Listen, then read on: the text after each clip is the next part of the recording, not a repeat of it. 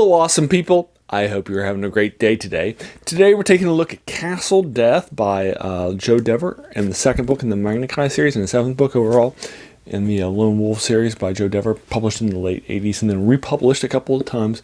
Once as a collector's edition, which we'll be doing the review of, and then there's also going to be soon a definitive edition. A definitive edition for the first 5 books of this were knocked out recently. I picked it up, got it shipped from overseas from Macmillan Press, and I went back and I reread them.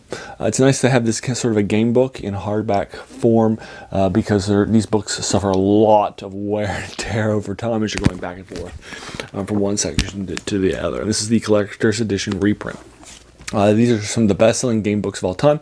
In it, you're playing a character named Lone Wolf, who is a psychic ranger, and then each chapter of a story is being told of this overarching story. You keep your items, you keep your skills, you keep your stats, and you gain over time. So that's pretty cool. So anyway, you start off in the first book, Flight from the Dark, where your Kai Monastery is ambushed by these big bad guys called Dark Lords. The Dark Lords kill all your fellow Kai.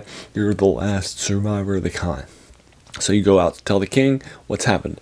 In the second book, you're trying to relieve the siege by the Dark Lords on your home capital by going to a nearby country and trying to grab its Deus Ex Machina.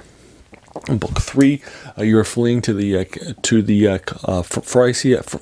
frozen, icy wasteland of Kul in order to try to track down the Vontar, the traitor who betrayed Summerland, your home country, and led to the Dark Lords and the ambushes that killed your kin. In book 4, you're helping out the southern province of Ruanan against a few things that are happening and trying to help out some Captain Guard that went missing. So you're trying to track down these royal guards. And then in book 5, you start off as the ambassador to a nearby nation known as Vasagonia in order to sign a peace deal. And then you are ambushed along the way and attacked, and it's a trap. You survive the trap. And then you find out that a book of Magna is in Vasagonia, so you go and track it down for the second half of that novel. Then book 6, last book that we've already reviewed for you, in collector's edition, we went and did a review of that too. In that book, you have started. It's 3 years later. You have finished reading the book of the Magna Kai. You've gotten 3 disciplines from the next level of the Kai, and now it's Castle Death, which is my least favorite. It's just a dungeon crawl. It does have this epic feel. It's also pretty quick timeline wise. So you're going here to this chasm called Khazad Dûm, and it is a fortress on an island that's protected by the Elder Magi. And there's a big bad that you're gonna fight and get the lore stone from them, and that's it. That's sort of the key concept that's happening here. I mentioned that you're a psychic ranger. You do have some skills that are on the psychic part, like Sixth Sense and Mind Blast and Mind Shield and Mind Over Matter, those sorts of things. And then you have skills that are more on the rangery side, like tracking and hunting and weapon fighting and those sorts of things, right? And so now you're on the second level, the Kai Master series. That's going to ultimately end in a big bad death squad, which is pretty cool. Anyway. These books have been out for a while. I read the definitive edition. I wanted to continue. The next definitive edition haven't been published or so forth. So I picked up the collector's edition on the secondary market. These are the first hardcover printings of the original series of 29 books, and there were 3 more that were planned to end at 32. Those have been republished since by Joe Dever after the big craze of the big game books ended. And he was playing 32 books, and now he's doing so. He died a few years ago, and his son has been publishing and editing books in his place, Ben. So there you are. So that's sort of the background of what's happening in this book series. I love this series a lot. It's a lot of classic stuff that's happening in it. It's definitely been influential on me. And in fact, I even wrote a game book for an online a group of people that are fans of some gaming online as a forum. as influenced by this game.